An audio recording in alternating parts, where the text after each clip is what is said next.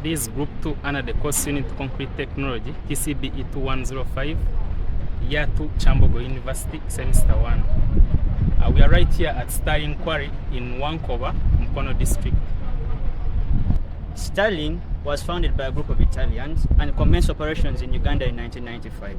Initially, Stirling had operations in all the three East African countries of Kenya, Tanzania, and Uganda, but as we speak now, the ones in Kenya and Tanzania collapsed, but the only one operating right now is the one in Uganda where we are standing right now.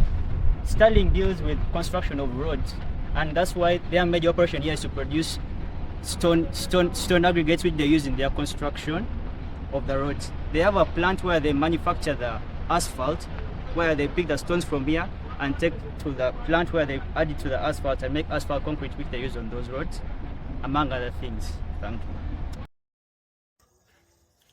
Upon our arrival at the quarry, we were assigned a guide.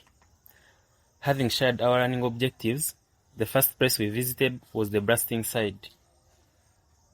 At the blasting site, Mr. Moi took us through the entire process of producing boulders from rocks. The process occurs relative to benches and begins with primary drilling. The drilling machine has the capacity to drill up to a depth of 18 meters, but the holes drilled are always up a depth of 5.5 meters for safety. And these holes are always drilled at a spacing of 2.2 meters. This space between the holes depends on the blasting capacity of the explosives. The next stage after drilling is insertion of explosives into the drilled holes. The explosives used are either Cortex or ammonium nitrate. Cortex is preferred to ammonium nitrate because it produces little or noise when it's detonated. A day before blasting, messages for creation of awareness are sent into areas within the vicinity of the quarry. Then on the day of blasting, two sirens are rung, that is a fixed siren and a mobile siren. The mobile siren is carried around the immediate community by a car. This is done to protect the immediate community from accidents caused by flying stones. On completion of creation of awareness, then electric detonators required for ignition of the explosives are inserted into the drill holes and set to explode after a time considered safe for everyone in the quarry to take cover.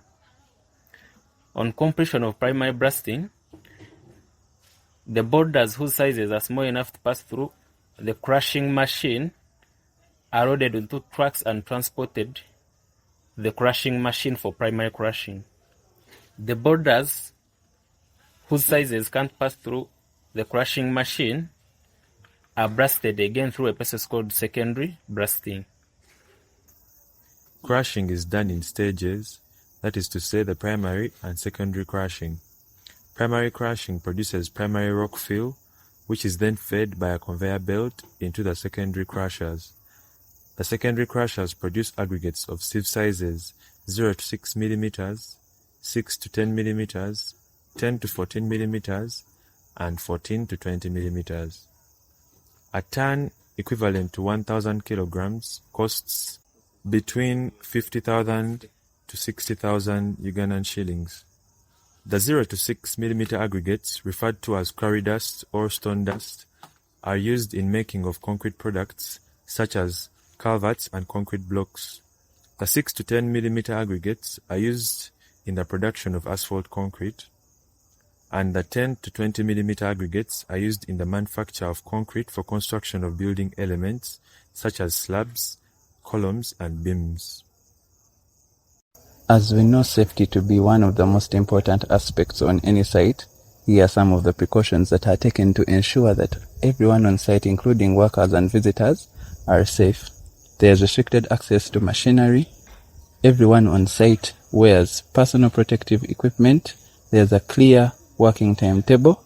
There are daily maintenance and checks on machinery. During blasting, all workers within the blasting vicinity hide under metals to protect them from the debris.